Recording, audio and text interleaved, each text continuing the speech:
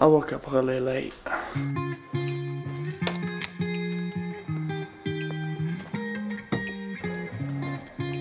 So I started this video yesterday, and I just wasn't very happy with the way it was turning out, but I did record a B-roll segment.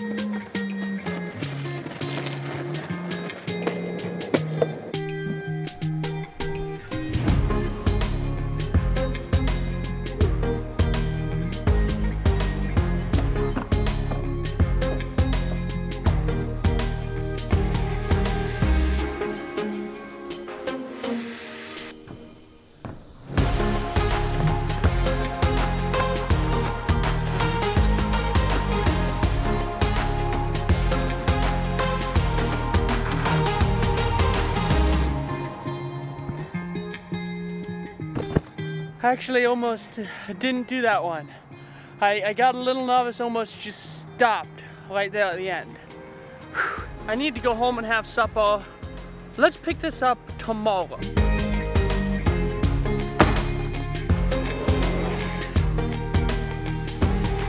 Now, several of these are going to be talking about different aspects of camera movement because that is such a crucial part of getting good B-roll.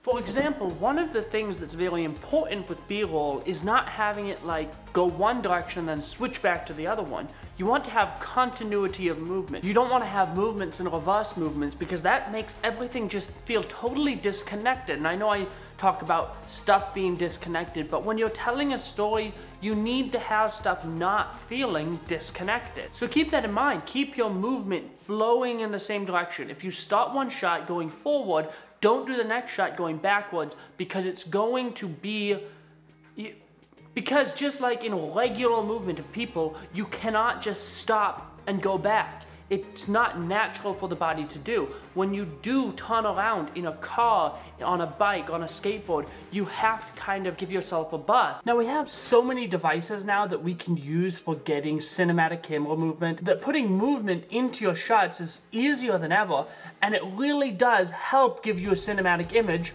most of the time. I am so tired.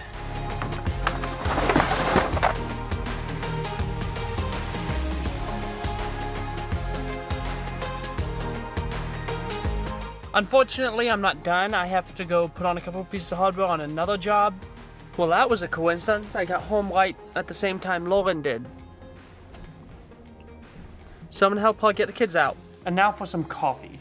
So about what I was saying about movement and that it's not always good is that a static shot is better than movement with a lot of jitters in it, shaky movement shots. If you don't have smooth movement, don't try and do movement. Just set up your camera and get static. And one thing that's important that people don't pay attention to is framing.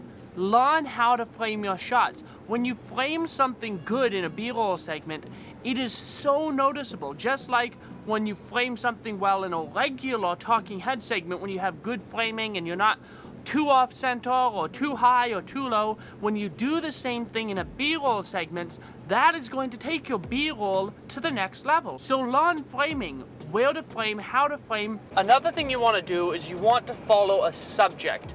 You don't want to have random B-roll of your environment. If you're just doing a vlog by yourself, then try and get shots of you in that environment, and it adds way more depth to the video. And what we're trying to do with the cinematics of our video, with the B-roll in our video, is use it to help tell better stories.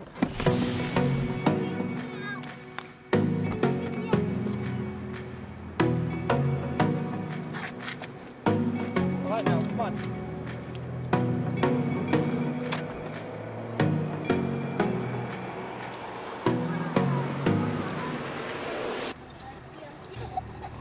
And my final tip kind of goes along with that. And that is use your B-roll to tell your story.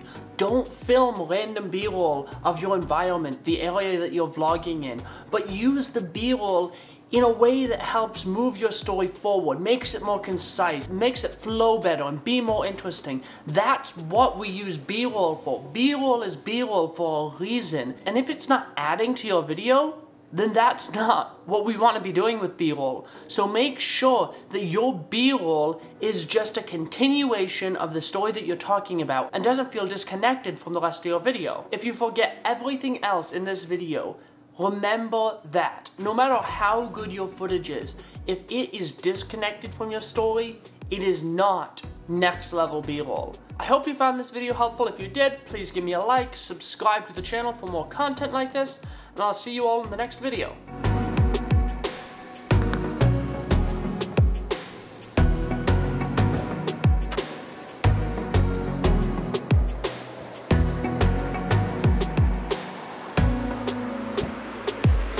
For any wondering, yes, that was staged.